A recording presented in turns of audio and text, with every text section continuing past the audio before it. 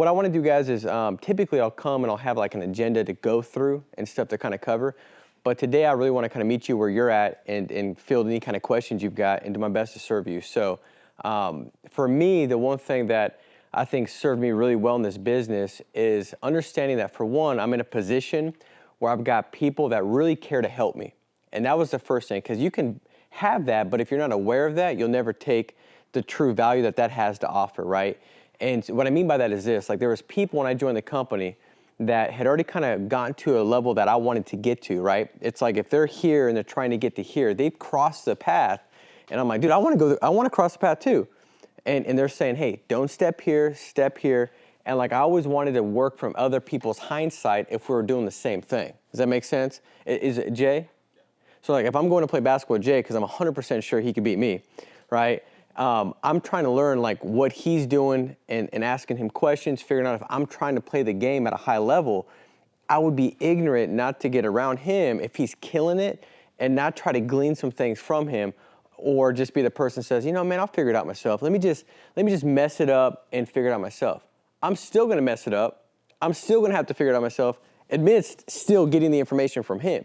But it's going to make it that much better if I can get some awareness on where I'm at and how to get there. If I can get some insight, if I can get some direction, it's a big deal. And so one thing I'd encourage you guys to realize is that everybody with Family First Life, we're here to serve. Like, we want to help you. You can reach out to anybody and get help, and you should. Like Jay, you'll connect with somebody differently than Ada will. It's just, that's the way it is. You'll watch a podcast, and somebody will say something like, man, that makes so much sense to me. Like the way they said it, how they said it, I really kind of absorbed the way they did that. And then somebody else will do something different for Chase.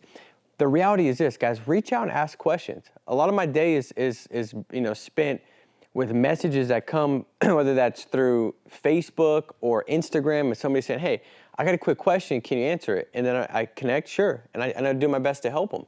And so realize this, that you're in an environment where when you've got questions and you get them asked, you're going to be in a position to grow that much faster, right?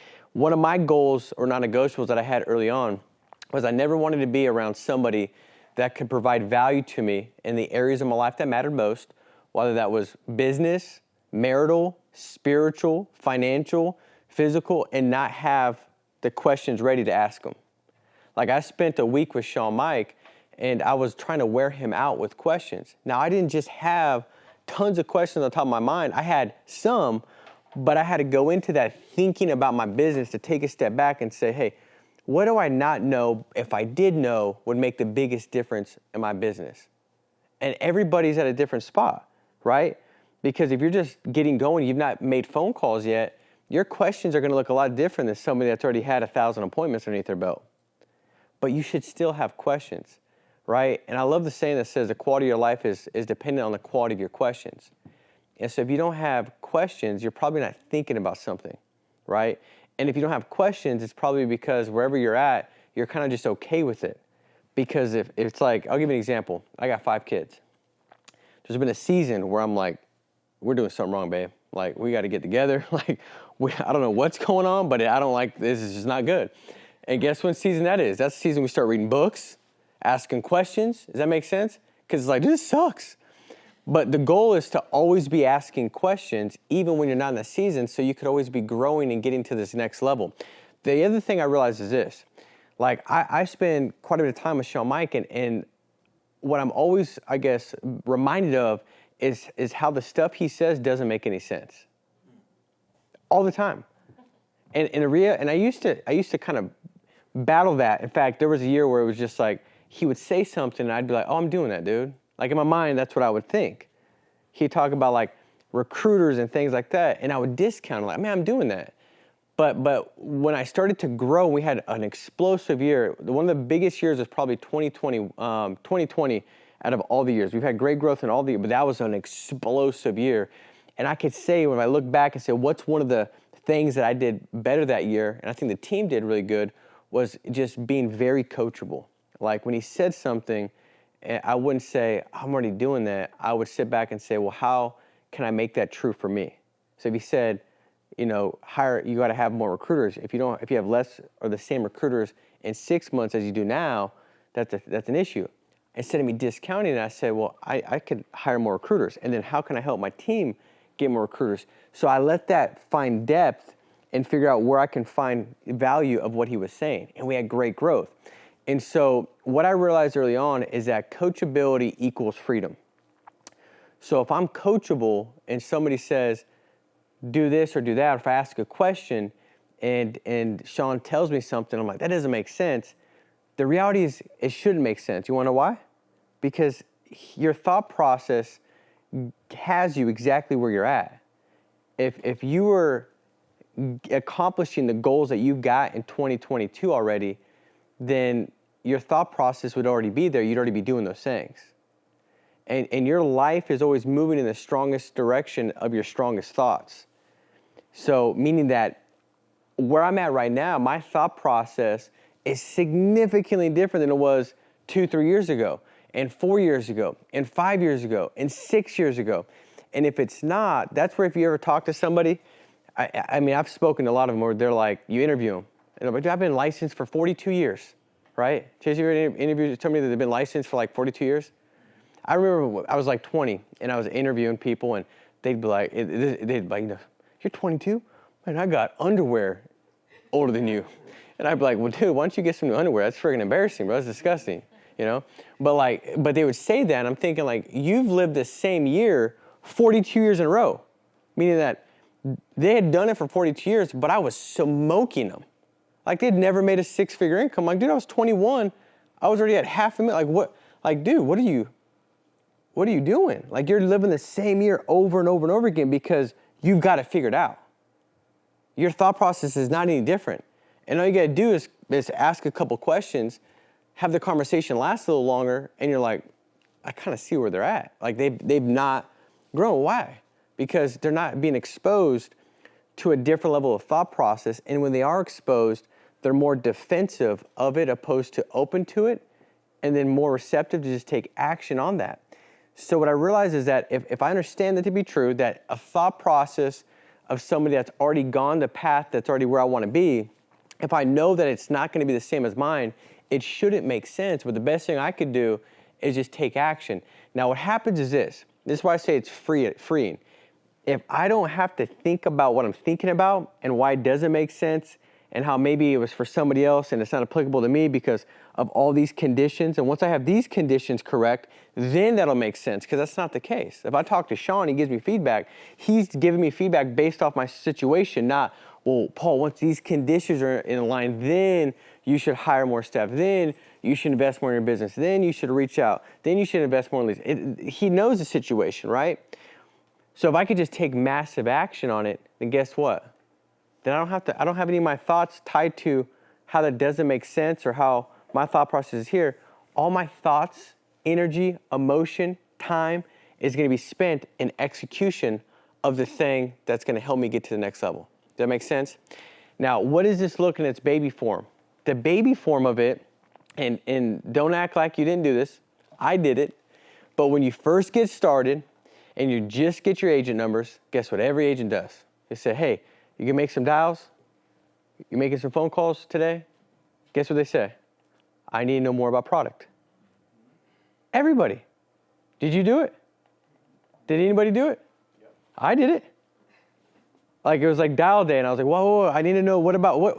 I didn't even know we were barely selling life insurance. I just knew the guy said you're making good money. I'm like, I'm in. And that's the honest to God truth. Because I was like, I'm about to do anything. As long as it's legal and ethical, and that, I might swear on that because I got a baby coming. Like, let's go. But I didn't even know what carriers we represented. No kidding. So when he said, here's a batch of leads, I said, whoa, dude, what are we selling here? Now, in hindsight, I know now that thought process as far as I need to know more about product doesn't make any sense. But at the time, they made all the sense in the world. You understand what I'm saying? That happens throughout your entire career if you're growing. I mean, stuff that you're doing right now should not make sense. Now, if the things that you're doing make sense to your friends or people that are broke, not where you want to be, that's not a good thing. If you're like, well, I hear you, but like this person validates this makes sense, and this person validates this makes sense. Why don't you ask all the people that are where you want to be? If you want to be a 7-figure income earner, call the 7-figure income earners and see what their thought process is. What you're going to get is that their thought process is very much all in agreement and alignment. And then you got this other group that's not there, and their thought process is in agreement and alignment. That's the way it works. That's why they say, like, if you took all the income away from everybody and you gave it all equally dispersed, it wouldn't take very long at all for it to all go back to the same exact hands. Why? It's your thought process. The way you believe it, what you believe about yourself, what you believe about your business, what you believe about the families you're calling, it's your belief system. It's what you believe. And what you believe is going to show up in every area of your life. That's just the way it is, because your life is always moving in the direction of your strongest thoughts. So what are you thinking about? And are you exposing yourself to different thought processes? Does that make sense? So when you come in, the thing is this, guys, there's a lot of top producers and managers and stuff that are coming in and out of here. Some of you guys that are in here, have conversations, right? But because you hit a certain level, don't stop asking questions and reaching out. Like, I know that the moment I stopped, I'll give you an example. I had who was it? Oh, it was Joe Bezos. He called me up to ask me a ton of different questions. He's like, I want to pick your brain. We were on the phone for 30 minutes. I promise you, I got more from him than he got from me. Because I was hitting him with a ton of questions. I remember hearing this story a while back, and it was really good. It talks about, who's the guy that owns Walmart? What's his name? Bill Walt or Sam Walt? Sam Walt? Does that sound right? Sounds right. Feels right. Well, if you guys don't know, then it is right, right? So yeah, Sam Walton or Sam Walt, Sam Walton? Yeah, he's deceased now. But... Okay, well you seem confident, so we're gonna go with this. So Sam Walton, true story. It's in his book, right? He wrote a book, and I can't remember what the heck the name of the book is, but I went through and listened to the audio of it. But it said that there was this company from Brazil that was starting a retail store. So it was these two brothers. What they decided to do is send letters out to all different big retail stores to pick their brain. No different than what John Maxwell did. And I remember reading this early on. What he did when he started his first church, which was in San Diego, this is going back like decades. He sent letters to all the pastors that had big churches, because you couldn't send like emails. This is, he's 70 something now. He was in his 20s. So he sent these letters, and he said, hey, I'll buy lunch for you, and I'll pay you like $100 if I can fly out. He's like, I had no money. He said every bit of my money was going to go to these luncheons that I could learn from the people that already gone there. And so he said he went out and he had like sent out 80 letters, and like five got back to him. He said, I went and flew across country to these different states to meet these pastors, and I had lunch with them. He said, that's what built my church. He said that saved me so much pain and struggle and adversity that I didn't have to go through, because I was able to work from their hindsight. And he ended up building the largest, fastest growing church in America when he first launched his church down in San Diego. And so what these guys were doing was really, in essence, the same thing. So they send these letters out, and nobody got back to him, but Sam Walton got back to him. And so he flew him in to the States. They got here. He goes and picks him up in his old like beat up truck, right? This guy's a billionaire, right? Sam Walton. And they go back and they're like, they don't even know if it's him or not. They're like, are you taking us to meet Sam Walton? And he's like, I am Sam Walton, because he doesn't look like they go to dinner. And what took place was, the whole time that they were supposed to be there to ask him questions, he was asking them questions. And when he was interviewed about it, they're like, why were you doing that? He's like, I already know what I know. I want to know what they know. And no, honest to God, if you read the story, this is a fact. Like 6-7 months later, right, these brothers get a call and they say, there was this crazy guy crawling down the aisles, measuring the aisle width, and he got arrested, right? It was at the Brazil at the retail store. They go, and who's in prison is Sam Walton. He flew out there, It was measuring the width of the aisles to see if they figured something out to be able to fit more merchandise in and be able to cut cost and have more product. You understand what I'm saying? And you're looking at the most successful, but that's how it works, right? You either have a big business or a big ego. You can't have both. He was like, I'm gonna go out and be humble. I'm still hungry to learn, to grow, to get better. And I'm gonna go learn from somebody that hadn't even, does that make sense? But always just figuring out what to know. And then also, when you're talking to certain people, figuring out what not to do. Does that make sense? What to do and what not to do, depending on what that looks like. So I hope that makes sense. I wanted to really, I guess, bring value to an understanding of how important questions have been from my career and how important they are in general. Even in the home, most top producers become better at serving families when they get better at asking questions. Because when you're asking questions, you're in control. So if I'm on the phones or in the home, I know that I'm called to be the professional, which means if you ask me a question, I'm gonna answer your question with a question. So if Chase says, how much does this cost? I say, Chase, great question. The purpose of my call is to see what you qualify for at the best price possible. Now I got a 6 or 7, which is better. I'm always in control. I remember early on when it came to the, and I started to understand this question thing, and the guy that hired me said, hey, any question's good. Just don't let them keep hitting you with questions. You're gonna have no control. You'll never book an appointment.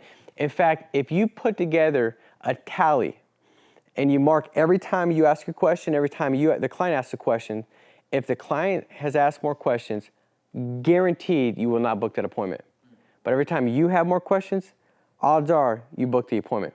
Try it out. It's a fact. Because if you're asking questions, you're in control. And I remember getting that and getting killed with objections. And this is honest to God true story. The client's like, well, can't you just send it to me in the mail? And I said, Chase, great question. Hey, what color is your car? And the client responded like, it's black? Like that, like what the heck's the purposes? You know, they answer, they say it's black. I said, perfect. Listen, my job is just to get and then put me back on track. My job is to get the information out to you. I've got a 6 or 8. No lie, I booked the appointment. They were so confused. It's pattern interrupt. But whoever's asking the most questions. Last example I'll give you guys that shows the power of this, like if you play the question game one time with like, who in here's got kids? All right, you got to play the question game with the kids. It's hilarious, right? You can play with anybody. But the question game is you get 2 people. You can't answer the question. Whoever answers the question loses. So I have to ask any question. So I'm playing with Chase. I can say, hey, Chase, where'd you get your shirt? And he can say, hey, Paul, where'd you get your shirt? It's just a question, right? That's all you got to do. And you think like, oh, it'll last forever. It does not last forever. You run out. No, you don't run out of questions. You get emotional. Whoever's asking the better questions is going to get your mind off asking that question, and you lose. And I've seen this happen with adults. I used to play this, and then I'd get somebody crying, and I was like, I can't do this anymore. Because like you start asking. If you know more about them, you could win. And so I had my daughter. I had Peyton and Parker. I used to play with them all the time. I haven't now that I said this in quite a while, but it's probably like 3 years ago. Peyton was probably like 10 or 11 at the time. Parker would have been like 5. And they're playing the question game. And Peyton's like 6 years older. You think she'd win, right? Well, Peyton had a fight with her best friend Zeta, right? Honest God, true story. They just had this big fight. They hadn't seen each other in like a week. And so they're going through it, and usually it's general. So Parker's like, where'd you get, Peyton's asking the questions, and Parker's just copying her because she's 5'6". So whatever Peyton asks, she just asks. Peyton's like, Parker, what color are your shoes? Parker's like, what color are your shoes, Peyton? They're going back and forth. And then finally Parker says, Peyton, who's your best friend? And just like that, Peyton's a lot slower to answer the next questions. So then she says, now she's copying Parker because her mind's not thinking about the game, she's thinking about her question.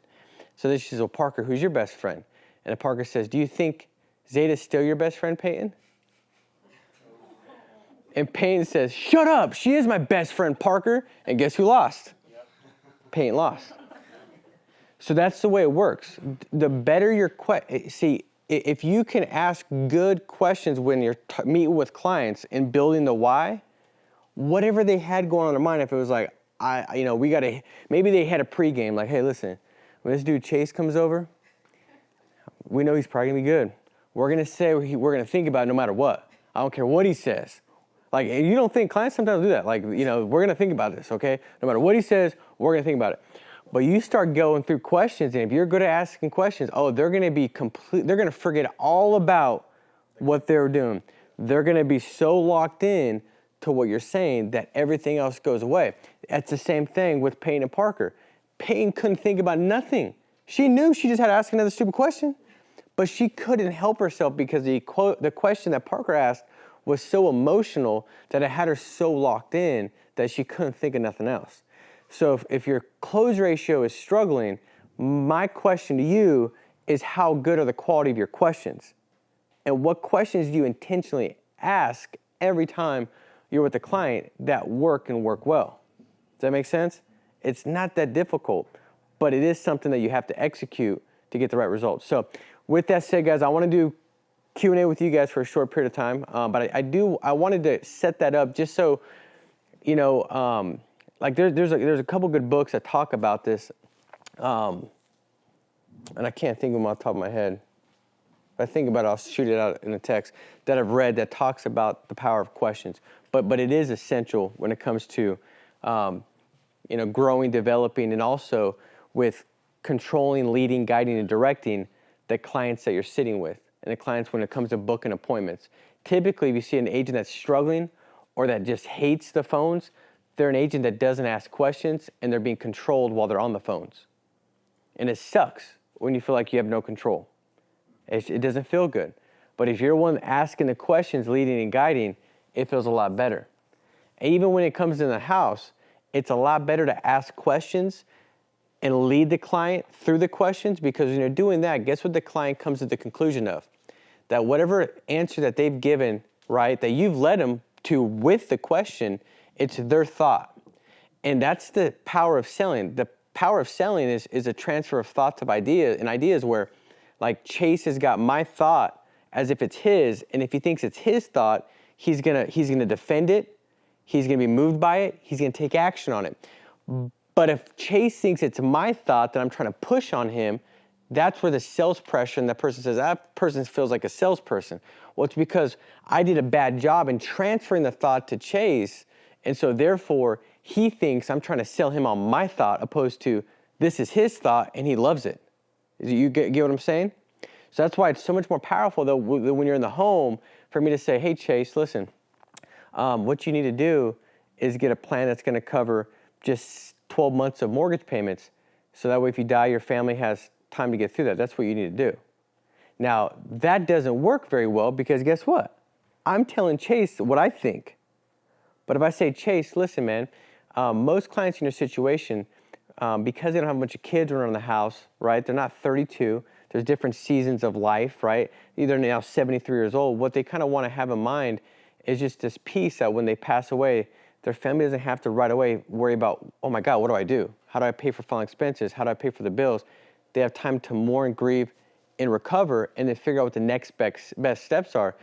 For you, Chase, do you feel like that's about the same for you? That if you passed away tomorrow, you don't need a bunch of protection, that you just want something to bridge the gap? Does that sound like something that would be important to you as well? Yes, sir. Well, he says, I'm asking a question, right? I'm asking a question. I could say, Chase, when you pass away, are you guys going to keep the house, or do you think you'd probably sell the house? I'd probably sell the house. Okay, gotcha. So if you're selling the house, would it be important to have some money to be able to fix the house up, enough mortgage payments made just until you were to sell the house? Well, yeah, that would be important. Chase, how much equity is in the house? I got $100,000 in equity in the house. So Chase, if you passed away and your spouse couldn't make the payments long enough, in 90 days that bank's knocking on the door, and that $100,000 in equity that you've paid month in, month out, that's really like in a bank, the bankers take that. How would that make you feel, man, if that took place? It's just questions. That makes sense? So you lead with questions. People love to buy. They hate to be sold. People buy and feel like they bought when it's their thought. And if it's their thought, it's because you guided with questions where they think it's their thought based off the answers they gave to the questions that you provided. And we all know, you don't ask a question that you don't know the answer to. I don't say, Chase, why'd you fill this form back out? Why? That's a stupid question because I don't know his answer. And his answer might be stupid because guess what? Stupid questions typically warrant a stupid answer. So you might say, well, you know, Paul, I was just filled it out just to get some information on it. That's a stupid answer, right? Because who the heck just sits at their house and says, I'm going to just see what information I can get on this form. In fact, I'm going to take a call, book an appointment, and invite somebody to my house where my kids sleep because of information. Stupid, right? But if you get that answer, now you're trying to work uphill because it was a question that warranted a dumb answer that's leading them to the wrong thought they should have, which is this isn't that important because I just want information. Opposed to me saying, Chase, listen, most clients I sit with, it's one of three reasons. And I go into depth about making sure if they die, the following expenses are covered. I go into depth about income replacement. I go into depth about making sure that there's a legacy left and there's something in place to kind of leave more. And which one of these would make the most sense, or all three or two? What's most important for you when you fill this out? I know the answer to the question, and the answer to the question is giving him the thought that he needs to have to make the right decision and choice, which is this is important. You understand what I'm saying? So it's the power of that. All right, so with that said, let's go through some questions. What questions do you guys have? James? We've had a couple of agents this week actually run into this scenario. Even Tanisha had it. I need to talk to my financial advisor, or they're saying I have a trust. I need to talk to my attorney. Mm-hmm. And that's why they're not moving with submit the application. For life insurance? Correct. All right, so what I would say is so James, your financial advisors, do they help you with like your brokerage account, or what kind of role do they kind of play for you guys? Yeah, they advise us on all of our finances. Okay, perfect. So what I suggest is this, James, like you don't want to get ahead of yourself. Like if your financial advisor, it seems like the person that I'm going to describe right now is a person that's pretty busy, that's helping a lot of people and managing a lot of funds. You want to make sure that you go to them with the best situation and questions that doesn't waste their time. And the reality is right now, we don't even know if you've got protection or not. So what the financial advisor is going to want to look at, and I can just tell you from experience without a question, is they're going to want to look at a policy. They're not going to want to look at something abstract or hypothetical or something that you don't even have or you might not ever even get. So right now, it would be premature. What we want to do is this, and this is what every client does in your situation. Let's see if we can get you qualified, right? Once you get qualified and you bring that to a financial advisor, they can give you any feedback as far as is the policy exactly what was spoken about or whatever that might look like. But at the end of the day, they're going to want to see policy. Does that make sense, James? Yes. So that's how to handle it. Now, if you come back and say, well, we really just want to run this by him first, because you might get that, right? Like, and I've dealt with this. I mean, dude, 14 years, I've dealt with this tons of times where I got that. I started getting it less when I held myself with a lot of confidence, right? Then it was almost like they saw me as the financial advisor for them in this subject, right?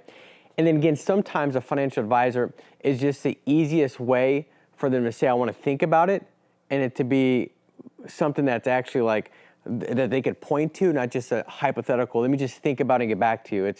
It's more of like I want to think about it because of this, and then that person's not there, so they know it's going to be difficult for me to get past that. So it's a really great package of I want to think about it, right? Or I'm not sure of the value of this, or I'm not sure if I can afford it.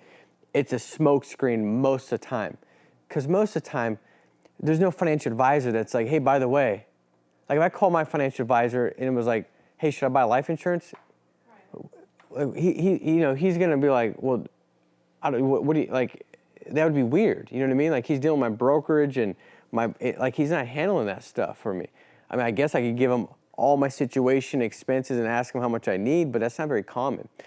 So it's typically a smokescreen. Now, if they come back and say, no, but we still just want to run it by him, I'll say, James, let me ask you this. So the plan we're looking at right now, because I understand you just want to have some good guidance and feedback, man, which is, for one, admirable, which is probably why you guys are in a better position than most Americans, because they don't get feedback. Now, I do that why? Because sometimes the person, it's like an ego, like, I got a financial advisor, it's like a blue chip on their, which is embarrassing with all due respect. I mean, it's like, I want to throw up my mouth just even impersonating that client, but they're like, that's how they are sometimes, right? Like they're literally doing it just because they want to show off. Like they almost want to, like, I got a financial advisor. Them other people, they don't, So how I handle that is I make you feel great. Does that make sense? Like, listen, man, that's super admirable. I suggest you do that. Because you saying don't do it makes no sense. You're an idiot. Like, that's not going to work. You might think that, and I'm not saying your thought's wrong or right, because I'm not going to go there. But what I am saying is that you can't communicate that and be effective. It's like you either want to seek satisfaction or a solution. It would feel good to say that's embarrassing. Like, what kind of, is your financial advisor work like on Main Street off of D, or where are they at? So, but what you want to do is say, you tee him up first. So James, man, that's admirable. Like, I think you definitely should. In fact, man, that's probably why you guys, and I could say this really objectively because I sit with families all day long and see all their financials. Like, you guys are better off than most people I sit with. And you guys got to feel pretty good about that. And it's probably because you've made some choices like this, right? So I agree. Now, the thing is, let me ask you this, James, because I know how important this is for your family. We're looking at $100,000 of protection. In 20 years, you get all your money back. It's like a forced savings. We know, looking at your situation now, if you passed away, Tanisha's not going to have enough to make the payments and pay the bills. We know that's what that looks like. James, when you go to your financial advisor, what do you think he's going to say? You think he's going to say yes or no? He's going to say yes. Yes? Okay.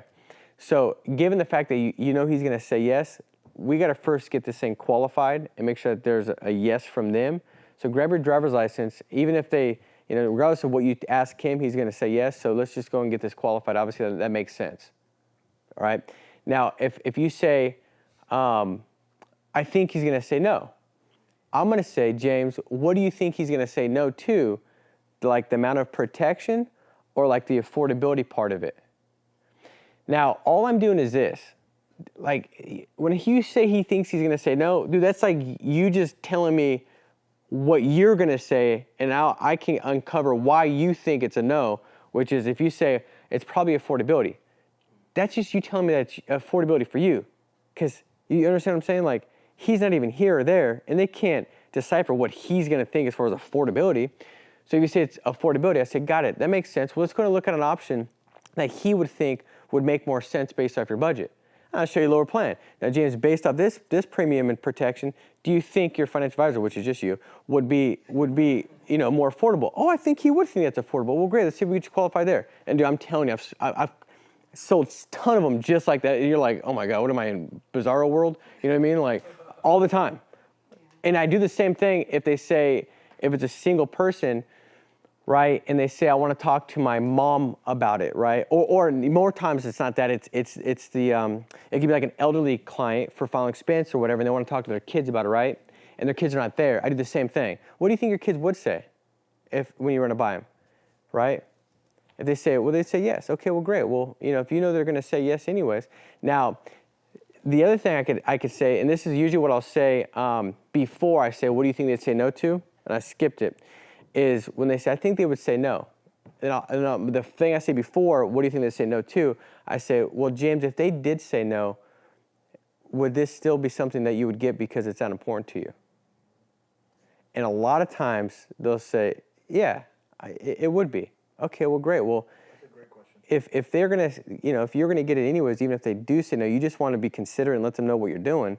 I understand 100%. Obviously, regardless of what they say, yes or no, you want this protection in place. Let's see if we can even get you qualified, grab your driver's license. And I've helped a ton, because now that question has got them in this position where, what do you say? If they say no, is this important enough to you where you're still going to get it? Because a lot of clients, James, say, listen, I just want them to know, but it's my decision. I've lived with dignity my whole life. I'm going to die with dignity, regardless of what they want me to do or not to do, because most kids are like, I don't want my parents to think about it. I'm not leaving no burden. I'm going to make sure they're taken care of. Do you feel the same way if they say no, or are you just not going to get it if they say no? No, I feel the same way. Okay, great. And you move on. Does that make sense? So that's kind of, and then if they say, well, I don't know, I probably wouldn't get it if they say no. Then I'll go to, what do you think they'd be saying no to? Because then I'm really addressing you. Does that make sense? Cool. All right, guys. What other question you have?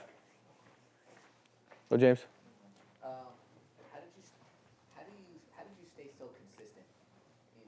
That's like, how did you stay so? That's a great question, man. I think the big thing is like, you got to have like high standards and non-negotiables for yourself that are not dependent on any kind of outcome. And so I think it first starts with like having a very clear understanding of why you're doing what you're doing.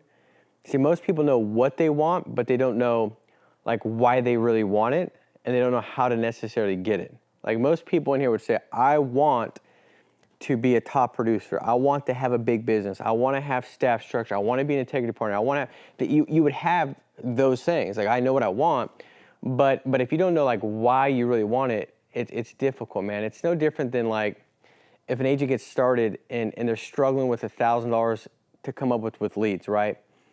And they're convinced that it's tough. But if I said, you know, listen, there's some experimental treatment. Your son or daughter's got a terminal condition and it's $1,000 and it'll save their life. Do you think there'd be any issue with it? No, heck no. You know what I mean? Like no question. So what's the difference? Well, it's the reason. It's the why.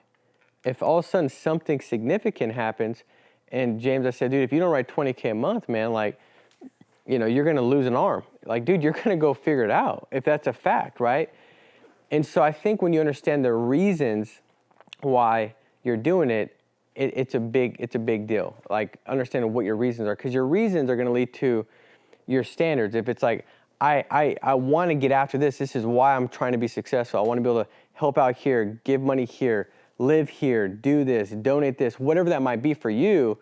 Well, then you come up with non-negotiables. Like for me, I just wanted financial freedom in the most general sense. Like I wanted to not have to ever stress or worry about money. And it was probably some dysfunction I grew up with because my parents would just fight nonstop about money, and I witnessed it. Like my mom would go to the fashion bug. You guys know about the fashion bug? Remember the fashion bug? All right. So my mom would come back home from the fashion bug with like 2 bags. It probably was like, you know, a total of like $24 in stuff, because fashion bug wasn't Neiman Marcus or Nordstrom's. It was a fashion bug, right? Like, and it was just like they would fight, and I was like, I just didn't want to have to ever worry financially. It was just something I thought about. When I saw this business, to me, it was like, dude, this is my ability to be financially free. Like I had no background, no education that could say I could ever get financial freedom, because that's not easy to attain. I mean, like 99% of Americans don't ever get financially free. But it was a big driving force for me. So it was easier for me to have higher standards. And what I mean by that is I'd have non-negotiables, James. So like I would never not be at the office at 7 a.m. I promise you, I give you Steve Michael's number. He's with us. Kim Reber, she's not, but she'd take your phone call.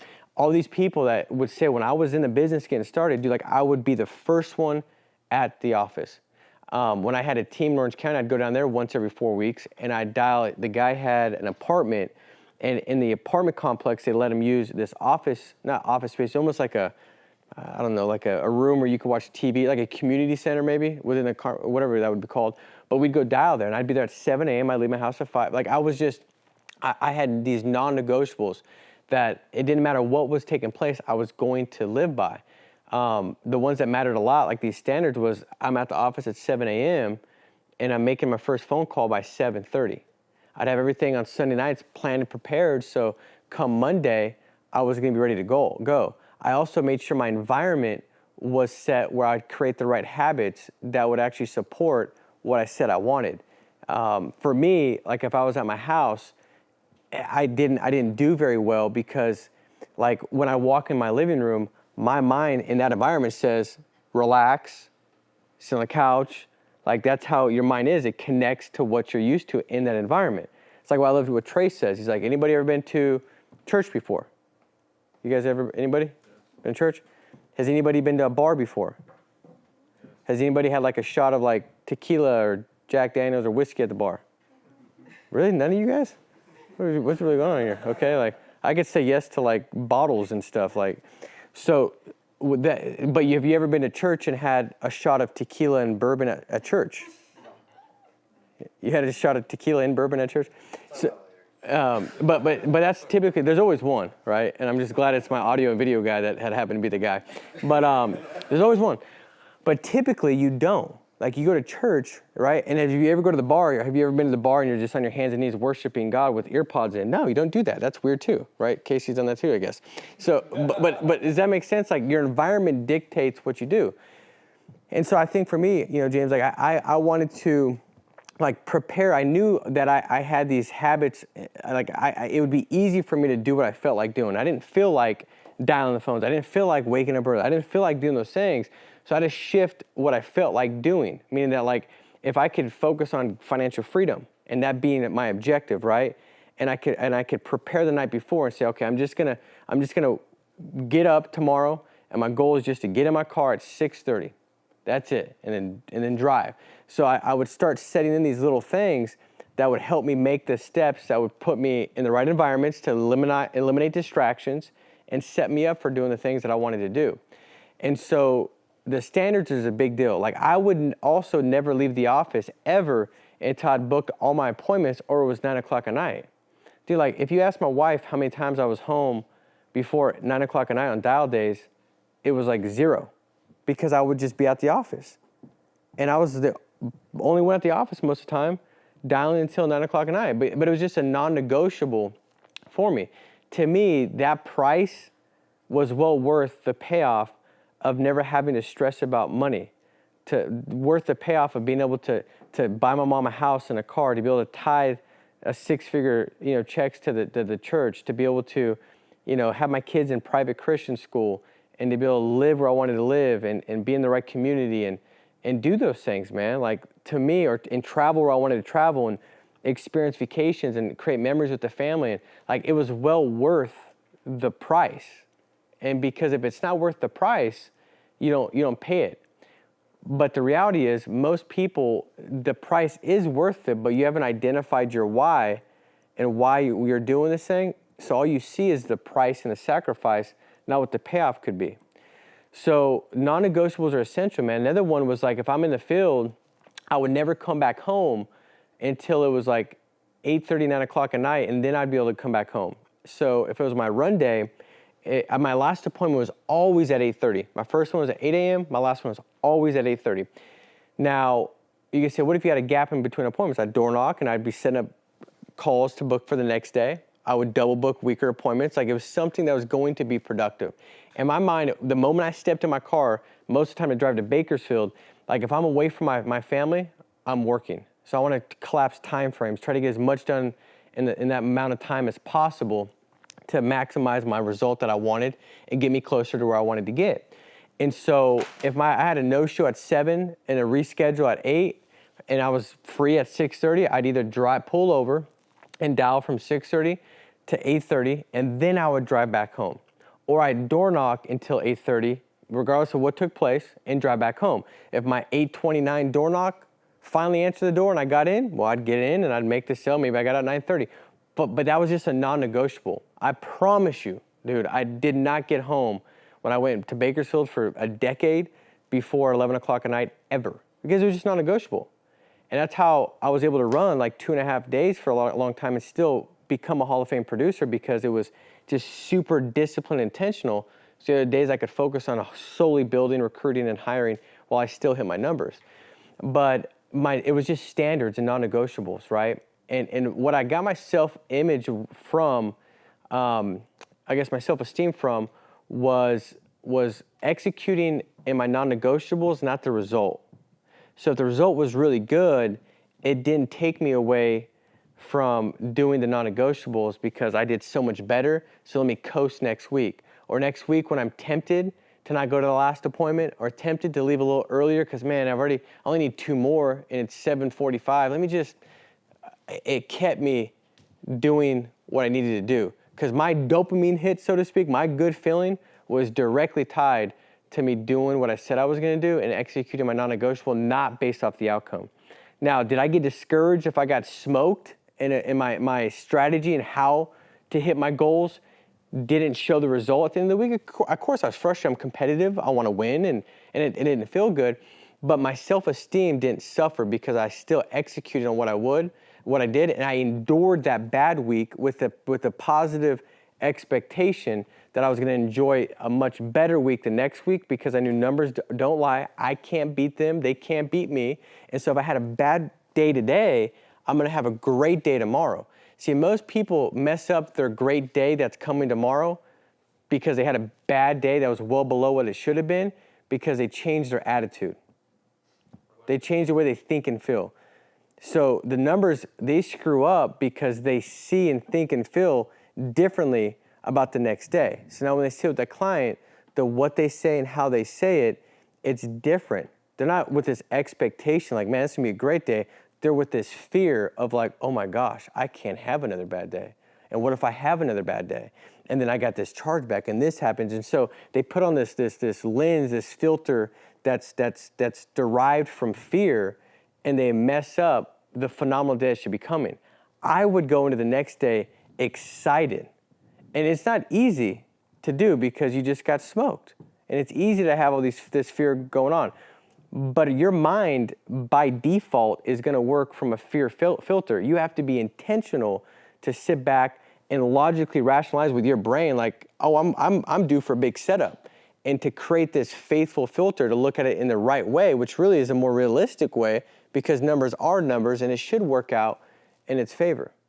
But it's not easy to do, but it should be. That's the difference, man. That's the crossroads between the ones that have breakthrough and make this thing work and the ones that don't. A lot of times, man, it's just the filter that they've got.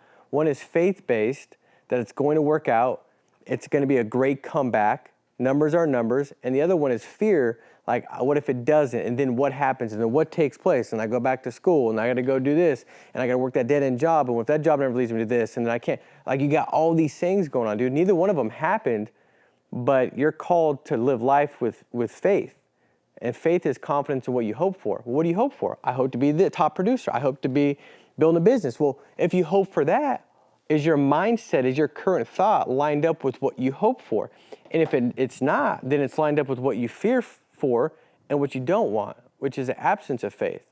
And so non-negotiables are a big thing. The last thing I'd say to that, which is a great question, probably the most important question, man, because I think that like just being consistent, it just breeds like emotional stability, you know, and I think that's very essential in this business because those highs and lows can really kill you. Like you live, success is right here. You get right here, man, you could die. You get right here, you could die. Like if you start over celebrating things are going so good, man, that's where compromise takes place. And compromise is those little small little things, right? It's like, man, I'm feeling good. I lost 7 pounds. And then you just also compromise, right? You throw in a little bag of hot Cheetos, right? But I'm not going to do the big bag because my kids got the little bag, and if I do the little bag, it's only like 172 calories, which I know because I just did this last night. But it's not a big deal. Well, it's not a big deal in the moment, but that compromise starts to cast these new votes on your mind that says, you ain't that disciplined, you ain't that structured, you don't want it that bad. And see, your identity is always going to lead you to the action and the habits that you create, always. If you've got an unhealthy identity, you're probably going to go out there and form pretty unwise and unhealthy habits. And so those little things start to shift. That's why compromise can kill you, right? Or if they go really bad, then you start to develop an unhealthy identity because of the result and say, I'm not good enough. I knew this probably wouldn't work out. You see? And you start doing that kind of stuff to yourself. And then all that starts to lead to these actions that validate that identity, right? It's no different than why they say if somebody, if you're trying to stop smoking, and if I say, Chase, you want a cigarette? He's like, no, man, I'm trying to stop smoking. The odds of him stopping smoking, if he's been 5 days clean, is so low because he still identifies himself as a smoker. Opposed to saying, no, man, I'm not a smoker anymore. That changes everything because now he's saying, I'm not a smoker. And what do non-smokers do? They don't smoke. But if he says, nah, man, I'm trying to quit smoking, he's saying, I'm a smoker that's trying to quit smoking. And and it's just the way it works. It's just that thought. It's what you say. So the routines and rituals is the last thing I'd say, James. Like, if you can put in place, like, good routines and systems, like I love what I think it's James Clear says, you don't rise to your goal, you fall to your systems. So what systems do you have? Like, and I love what Maxwell says. He says, your success is found in your daily routine. Like, show me your day and I'll show you what you're going to be in the next 1 to 2 years. Because it's those small things that compound over a long period of time. And it doesn't make difference right away. Like, we understand, like, we can't just eat one salad and think our life's changed, right? But if you eat one salad instead of the cheeseburger every day at lunch, Well, in 6 months, guys, like it's a difference. But what our mind tries to do, and I think it's the enemy trying to discount those small things, is make it seem like those small things don't mean anything. And those small things mean everything, because everything that's small over a period of time leads to something that's very big that you're living with. So if you can have these routines, like one of my best routines I ever had, James, was taking back my mind. And I did that in the morning. Like waking up early enough where I started to give myself an advantage. And dude, if you're waking up at 7, start waking up at 6:30. Just work on that. Like you're not gonna be the guy that wakes up at 4. Dude, I wake up at 4 now, but dude, I didn't used to do that. Like 2 years ago, it was 5. I've been working on this thing, bro. You know what I mean? But you just start to get a little better, just a little better, just a little better, just a little better, just a little better. And that little better over a long period of time, man, it leads to greatness, bro. It leads to significance. It leads to that person saying, man, dude, they're just so good. Like I think about this when I was in a meeting and Sean had said, he said, man, Paul's a really good sales trainer. And he said that, and then what I thought about was like, people think that, like they'll say like, wow, he just became such a good sales trainer. And what I went back to was like all the years, dude, like all the days where I was driving back from Bakersfield and from like, 9 o'clock, 10 o'clock at night to midnight, I was listening to a podcast.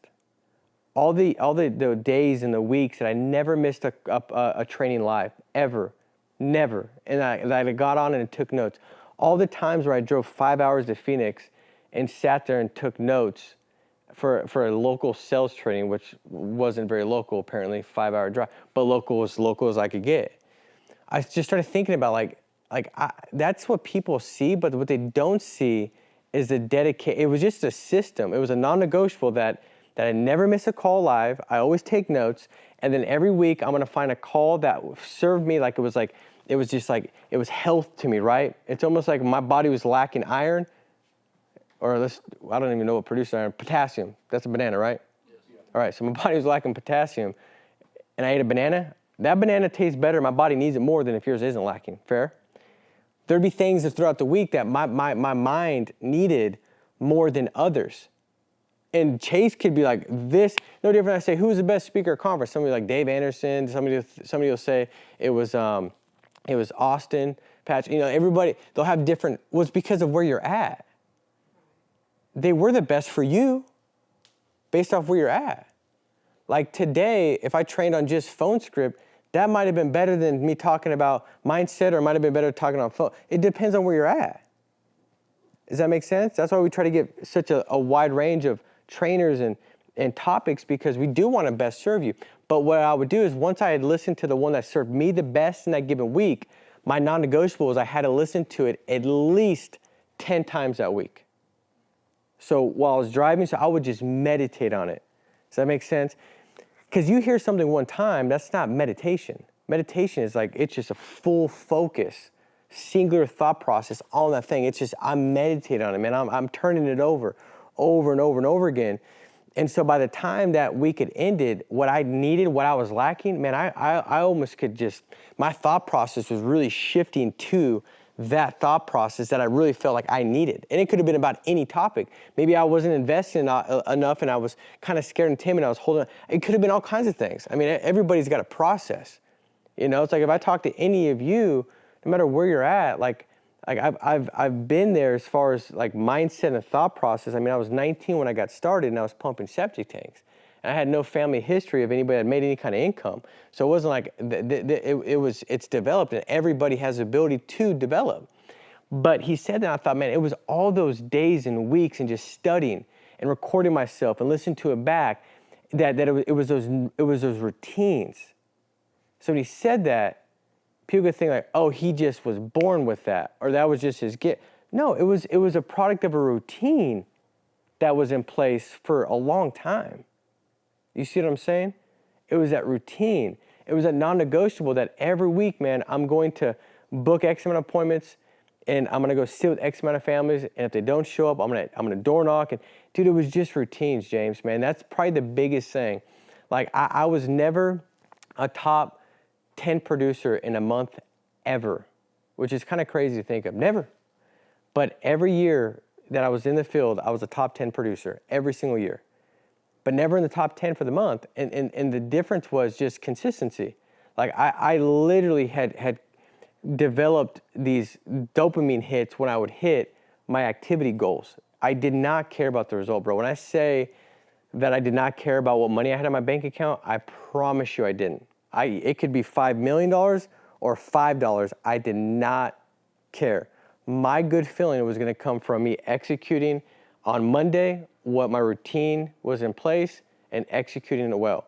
It was waking up when I said I was going to wake up. It was doing my prayer, my gratitude journal, my affirmations. It was me exercising. It was me it was me reading. It was me, if it was dialing day, it was hitting my dial goals.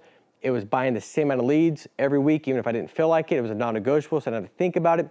And see, routines become automatic eventually.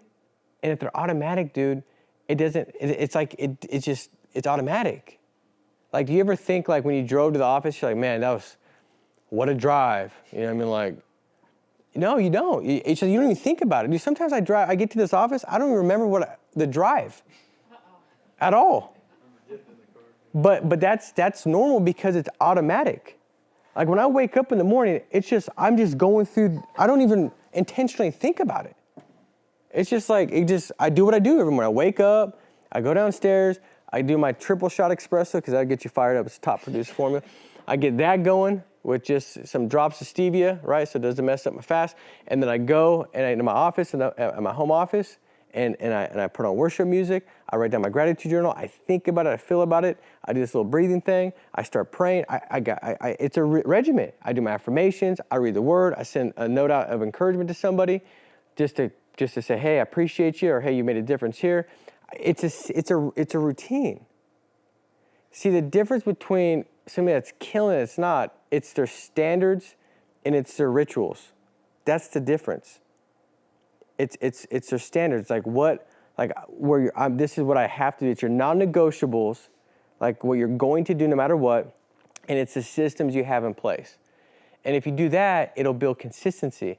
If you don't, then dude, the last thing I'll say is this business, I heard they said it's either like the highest pain or the lowest pain, which is a lot of truth to that because it's up to you. Like, there's not a lid. Like you could be like, it's so great. Oh, it could also be so bad. It makes sense. Like, it's based on you. And what I realized too in this business, it's also the most like fulfilling and rewarding, or it could be the most depressing. And I think this topic is very much why that's true. If you're got your rituals and routines and you got your non-negotiables and you just do what you set out to do, nobody's perfect. I screwed up, dude, all the time. And I'm not just saying that I promise you. But when you're knocking it out each day, dude, it's very rewarding and fulfilling. But if you're not, man, it sucks, dude. When you're high and low and like you're doing it sometimes not doing it and doing this and that, and sometimes you get leads, this many leads, and the next week you got a little bit less leads and you're not sure about this, and then you change your environments and now you're working at the house more or whatever. Like that's going to kill your consistency. Dude, your mind is a powerful thing. My goal is to set myself up in such a way where I do that's the rituals and routines that will lead to success.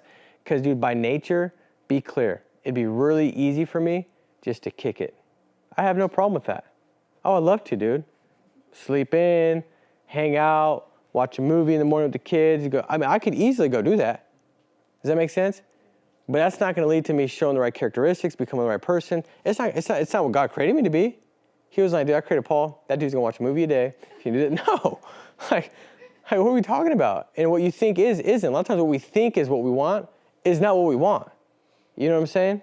It's not. It's when we pay the price and we sacrifice, that's where we feel that fulfillment, right? That's where the passion's built. Because you can determine your passion based off your level of sacrifice. Oh, I'm passionate about serving clients. Oh, you're passionate about serving clients? You served 7 last month, King Kong. You ain't passionate about serving no clients because you didn't sacrifice nothing. If you're passionate about serving clients, your sacrifice would show that. Oh, I'm passionate about saving agents. No, you're not. It's about you. No. I'm passionate about saving agents. If you were, you'd save more agents. Like, you only know your level of passion based off your level of sacrifice. That's why if you look at like the Passion of Christ, the last 3 days of Jesus on earth is called the Passion. It's the sacrifice. So all these things put together, man, like, will allow you to be consistent and disciplined and form those habits. Anybody can do it. This isn't something you're born with. You know what I mean? Like, I'm telling you, I could easily go the other way. And I could still change. But my goal is to create these habits. And the last thing I'll say is this that I thought was pretty powerful when I read this. It said successful people form the habits of doing the things that failures don't do. So they form the habits of doing the things. It doesn't say that they like to do these things, so they form the habits that the failures don't like to do. They both don't like to do them. But they form the habits, and then it becomes routine, and it becomes systematic, and it becomes automatic, and then it just doesn't matter. Like, I promise you, like, James, if you start waking up, if you're waking up at 6 and you start waking up at 5, it sucks for a while. It just does, because it's different, dude. But after a little period of time, dude, you will not tell the difference. And so guess what you did? You just created a more successful habit. And so you feel the same way as you did before after a period of time. But now you got a habit, a routine that's going to lead you to having more control over your day, more confidence, more dominion, and that's going to lead to a better day for you. Does that make sense? And that's the same with everything. So cool, guys. I hope that makes sense. I'll let you guys get back on the phones. Go crush it.